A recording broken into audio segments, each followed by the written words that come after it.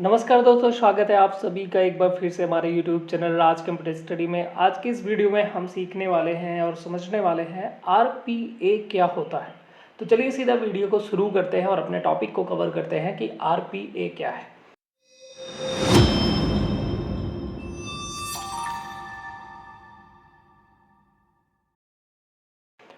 तो आज का टॉपिक है हमारा RPA यानी robotic process automation. Robotic process एक ऑटोमेशन एक ऐसी प्रक्रिया होती है जिसमें एक ह्यूमन जो काम बार बार करता रहता है उसी काम को हम कंप्यूटर के थ्रू, ठीक है, बहुत ही जल्दी से, आसानी से और शुद्धता पूर्वक करवा सकते हैं। जो काम बार बार करना है, जाहिर सी बात है हमें बहुत ज़्यादा टाइम लगेगा, हमारा टाइम वेस्ट होगा एक ही काम को बार बार करने में। हो सकता है बीच में कुछ हमसे गलतियां भी हों, लेकिन अगर वही काम हम कंप्यूटर के सॉफ्टवेयर के थ्रू करवा दें, जैसे सपोज करिए कि एक एग्जांपल के थ्रू मैं समझाता हूं आपको कि मैंने यहाँ पे कोई ऐसी वीडियो है, कोई ऐसा चैनल है जिस पे मैंने कहा कि आप उसको स्क्रॉल करते जाओ वीडियो को और उसको लाइक करते चले जाओ। इसको वीडियो स्क्रॉल करो, लाइक करो, वीडियो स्क्रॉल करो, लाइक करो, ठीक है। अब इस काम को करना है, अगर मेरे पास 1000 वीडियोस हैं, आप 1000 बार स्क्रॉल और लाइक करेंगे। लेकिन अगर वहीं पे मैंने कुछ ऐसे सॉफ्टवेयर डेवलप कर लिए, एक ऐसा सॉफ्टवेयर है, बॉट्स है, ठीक है, जिसके अंदर मैंने वो सारी चीज़ें बता दी कि ये वीडियो है और इस वीडियो को स्क्रॉल करना है, कोडिंग के थ्रू मैंने समझा दिया और इसके बाद में उसको लाइक करना है। तो अब आपको बार बार स्क्रॉल करके लाइक करने की ज़रूरत नहीं पड़ेगी। जैसे ही वो सॉफ्टवेयर रन होगा वो उस वीडियो को प्ले करना शुरू करेगा और साथ ही साथ उसको लाइक करना शुरू कर देगा। सपोज कि कोई मैटर है जहाँ पे आपको एक जगह से दूसरी जगह कॉपी पेस्ट करना है और बहुत ज़्यादा बड़ा है, आपको बार बार कॉपी पेस्ट करने की आवश्यकता नहीं है। आप वो काम RPA यानी रोबोटिक प्रोसेस ऑटोमेशन के थ्रू, एक बॉट्स के थ्रू आसानी से करा सकते हैं। तो ये प्रकार का एक सॉफ्टवेयर होता है, एक बॉट्स होता है जो ह्यूमन जिस काम को बार बार करता है, जिसमें उसका समय बहुत ज़्यादा लगता है, उसी चीज़ को ये सॉल्व करने के लिए बनाया गया है RPA, ठीक है, जिसमें एक आदमी को बार बार वही काम रिपीट करने की आवश्यकता नहीं है, ठीक है। इसके थ्रू वो अपना समय बचा सकता है, अपना ध्यान, अपना जो है समय कहीं और दूसरी चीज़ में लगा सकता है। बॉट्स उस काम को आसानी से कर देंगे। तो ये बेसिकली एक सॉफ्टवेयर होता है और इस चीज़ को बहुत पहले से बनाया जा रहा है, यानी 2000 से बनाया जा रहा है, ठीक है। और 2012 से लेकर 2015 में कुछ नए नए टूल्स आए, ठीक है, नए नए सॉफ्टवेयर आए जो RPA बेस्ड हैं, जैसे UiPath, ब्लू प्रिज्म, ठीक है। इनकी मदद से हम बार बार रिपीट होने वाले काम को, ठीक है, कंप्यूटर बॉट्स के थ्रू आसानी से करा सकते हैं। और आज के डेट में यह बैंकिंग, स्वास्थ्य और सरकारी क्षेत्रों में भी बहुत ज़्यादा जगहों पे यूज किए जाते हैं, ठीक है। तो इतना समझ में आ गया होगा कि RPA आखिर होता क्या है। तो RPA में जैसे यहाँ पे कुछ चीज़ें मैंने बताई है, ऑटोमेशन है, एक्यूरेसी है, और एक बार उसको चीज़ें को मतलब कोड करके डेवलप कर दिया गया RPA को, तो बस आपको यानी कि यूज़र को बार बार कोड करने की आवश्यकता नहीं है। बस वो अपने काम को उसमें बता देगा, ठीक है, आसानी से, और वो समझ जाएगा और समझने के बाद उस काम को वो रिपीट करना शुरू कर देगा, ठीक है।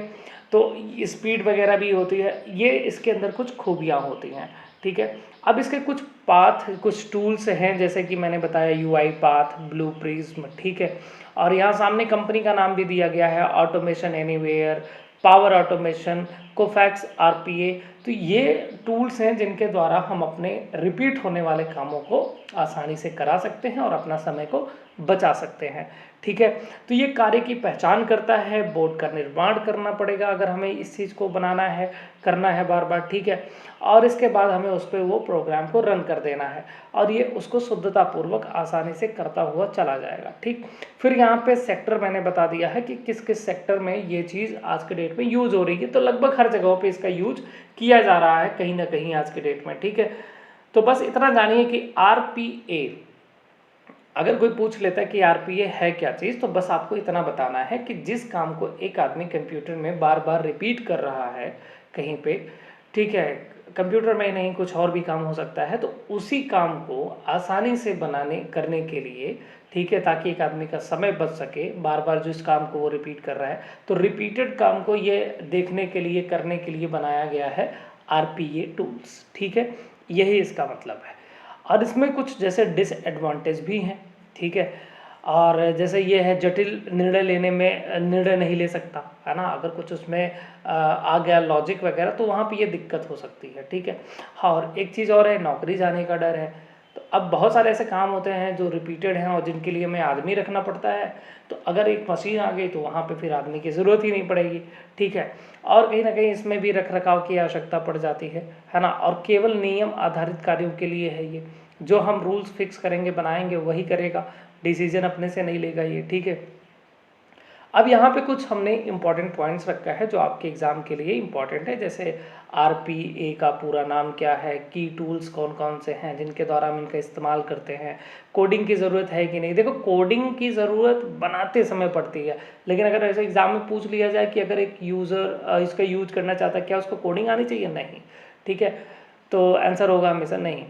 आरपीए किस कार्य पर किस पर कार्य करता है? दोहराए जाने वाले कार्यों पर, तो बिल्कुल यस है, ये दोहराए जाने वाले कार्यों पर काम करता है, ठीक है।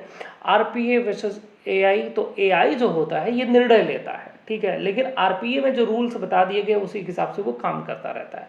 और एआई मशीनें जो होती हैं वो डिसीजन लेती हैं, चीज़ों को समझती हैं, समझने के बाद फिर उस पर कोई निर्णय लेकर के फिर काम करती हैं, ठीक। तो ये कुछ चीज़ें थी।